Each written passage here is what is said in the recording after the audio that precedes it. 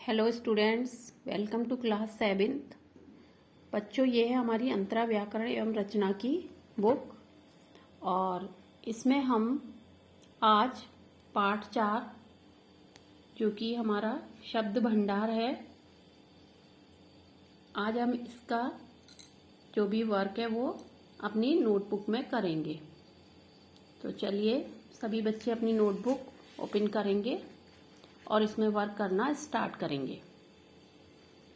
पाठ 4 शब्द भंडार। पर्यायवाची शब्द। सबसे पहले हम पर्यायवाची शब्द के बारे में समझेंगे और कुछ शब्द जो मैंने दिए हैं आपको इसके 3 पर्यायवाची शब्द लिखने हैं। पर्यायवाची शब्द। हिंदी में कुछ शब्द ऐसे होते हैं जो समान अर्थ देते हैं। ऐसे शब्द समानार्थक या पर्यायवाची शब्द कहलाते हैं। निम्नलिखित शब्दों के 3 पर्यायवाची शब्द लिखिए। यहाँ पर मैंने कुछ शब्द दिए हैं, आपको इनके 3 पर्यायवाची शब्द लिखने हैं। चांद, जल, अग्नि, कमल, आकाश, घर, घोड़ा, सरोवर, पीड़ा, सुख, नेत्र, ज्योति, हाथी, दुर्गा, कोयल। इन शब्दों के 3 पर्यायवाची शब्द आपको यहाँ पर लिखने हैं।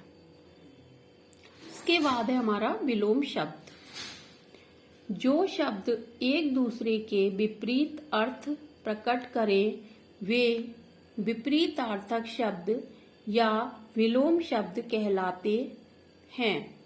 निम्नलिखित शब्दों के विलोम लिखिए।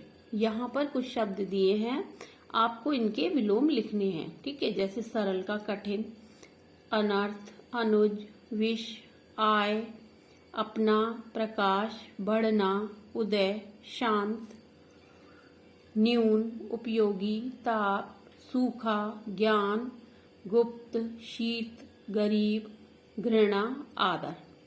इन सब के आपको विलोम यहाँ पर लिखने हैं। उसके बाद है हमारा अनेकार्थी शब्द। पहले हम इसको समझेंगे, अनेकार्थी शब्द क्या होते हैं। हिंदी भाषा में कुछ ऐसे शब्द भी हैं जिनके अनेक अर्थ होते हैं, यानी कि एक ही शब्द के अनेक अर्थ होते हैं। उनका वाक्य में प्रयोग के अनुसार अर्थ लिया जाता है।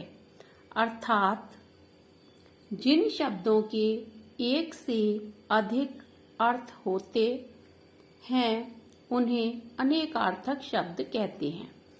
अब यहाँ पर कुछ अनेक शब्द दिए हैं, तो आपको उनके जो कई अर्थ होते हैं वो लिखने हैं, यानी एक ही शब्द के 3-4 जो अर्थ होते हैं वो लिखने हैं। जैसे अर्थ, मैंने एक शब्द लिखा है, पहले हम लिखेंगे इन शब्दों के अर्थ लिखिए।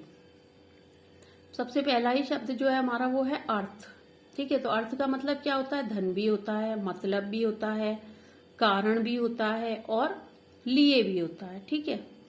इसी तरीके से घाट, अधर, अंचल, गुण, गौ, अपेक्षा, मधु, कक्षा, उपचार, ठीक है। इन सब के आपको जो भी 2 या 3 जो भी अर्थ होंगे वो आपको यहाँ पर लिखने हैं। उसके बाद है हमारा समश्रुति भिन्नार्थक शब्द। चलिए पहले हम इसके बारे में समझते हैं।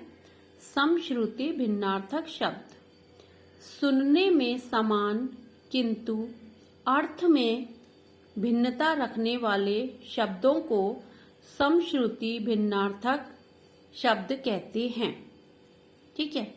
यानी कि सुनने में तो हमें लगते हैं कि समान है, एक अगर हम शब्द बोलेंगे तो ऐसा लगता है वही शब्द बोल दिया है दोबारा, लेकिन उसका जो अर्थ होता है वो अलग होता है। जैसे पथ, पथ्य, अंश, अंश, मास, मास। इन सब के आपको अर्थ लिखने हैं। उसके बाद है हमारा वाक्यांश के लिए एक शब्द। वाक्यांश के लिए एक शब्द वह उपयुक्त संक्षिप्त शब्द जो वाक्यांश अथवा अनेक संबद्ध शब्दों के लिए शीर्षक का कार्य करता है, वाक्यांश के लिए एक शब्द कहलाता है। वाक्यांश के लिए एक शब्द का प्रयोग भाषा को सुंदर व प्रभावशाली बना देता है।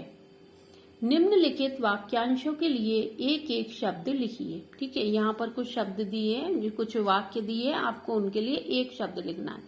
जैसे जिसमें लज्जा ना हो यानी कि निर्लज्ज, जिसमें दया ना हो यानी कि निर्दयी, जो बहुत जानता हो, जिसमें पाप नहीं हो, पाप नहीं है, जिसका विश्वास किया जा सके, सब कुछ जानने वाला, जिसमें कोई विकार ना हो, जो पहले कभी ना हुआ हो, मांस खाने वाला, जिसकी सीमा ना हो, जिसका कोई दोष ना हो, जीवन भर रहने वाला, जिसने पाप किया हो, जिसका कोई अंत ना हो, जिसकी कोई इच्छा ना हो।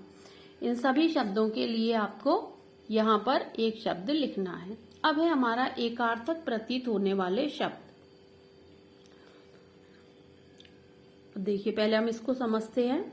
हिंदी भाषा में ऐसे शब्द पर्याप्त मात्रा में मिलते हैं जिनके अर्थ में कोई विशेष अंतर दिखाई नहीं देता, अर्थात कुछ शब्द देखने में एक दूसरे के पर्याय प्रतीत होते हैं परंतु ध्यान देने पर उनमें अंतर दिखाई देता है। मतलब कुछ ऐसे शब्द होते हैं जो हमें लगता है कि एक से ही शब्द हैं, शायद ये उसी का पर्याय है, लेकिन वो वास्तव में वो अलग शब्द होते हैं। जैसे अनुरोध प्रार्थना, पूजा अर्चना, दर्प अभिमान, अवस्था आयु, अपराध पाप।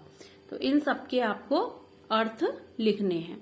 और उसके बाद हमारा पाठ जो है 4 वो है समाप्त। तो जो भी मैंने आपको वर्क दिया है वो सारा आपका जो पाठ 4 है शब्द भंडार, इसमें से आपको सब कुछ मिल जाएगा। तो आप इसमें से देख देख के इसमें अपनी नोटबुक में ये वाला वर्क कंप्लीट करेंगे और उसे याद करेंगे।